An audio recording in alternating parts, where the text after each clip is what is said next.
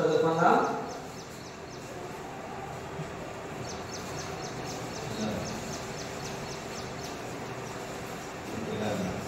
అపోస్తలుల కార్యములు 2వ అధ్యాయము 36 నుంచి 47 వచనం దాకా మన సహోదరులు వచ్చి దేవుని వాక్యం చదువుతారు.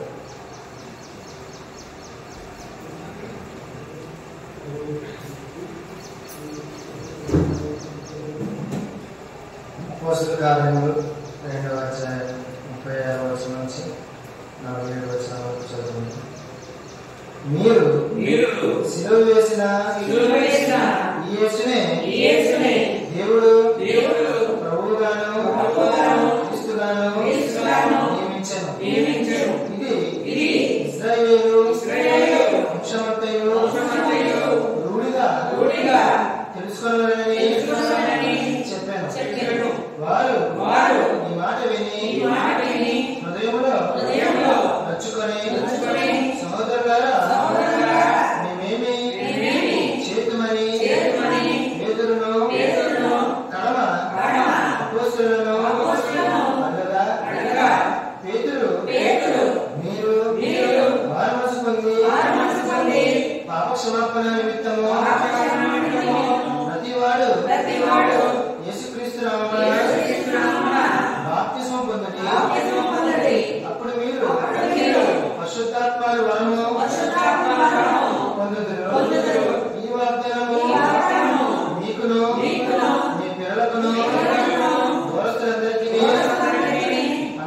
అనగా ప్రభువైన మన దేవుడు తన యొద్దకు పిలిచిన వారికందరికీ చెందునని వారితో చెప్పాను.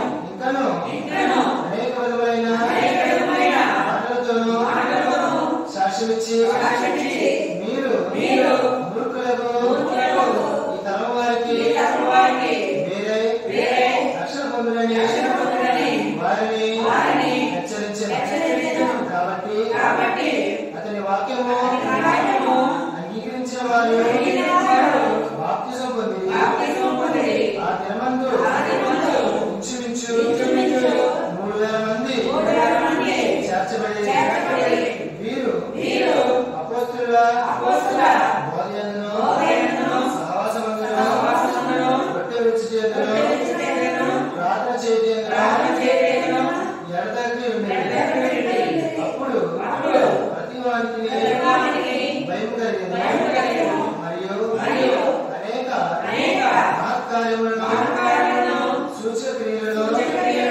అపోస్తలుల ద్వారా జరిగెను. విశ్వసించిన వారందరూ ఏకముగా కూడి తమకు కలిగినదంతయు సమిష్టిగా ఉంచుకొనిరి. ఇదియుగాక వారు తమ చర స్థిరాస్తులను అమ్మి అందరికీ వారి అక్కర కొలిది పంచిపెట్టిరి. మరియు అనేక మనస్కులై ప్రతి దినము దేవాలయములో తప్పక కూడుకొచ్చు ఇంటింట రొట్టె విరుచుచు దేవుని స్తుతించుచు ప్రజలందరి వలన దయపొందిన వారే ఆనందంతోనూ నిష్కపటమైన హృదయముతోనూ ఆహారము పుచ్చుకొచ్చుండిరి. మరియు ప్రభువు రక్షణ పొందుచున్న వారిని అనుదినము వారితో చేర్చుచుండెను.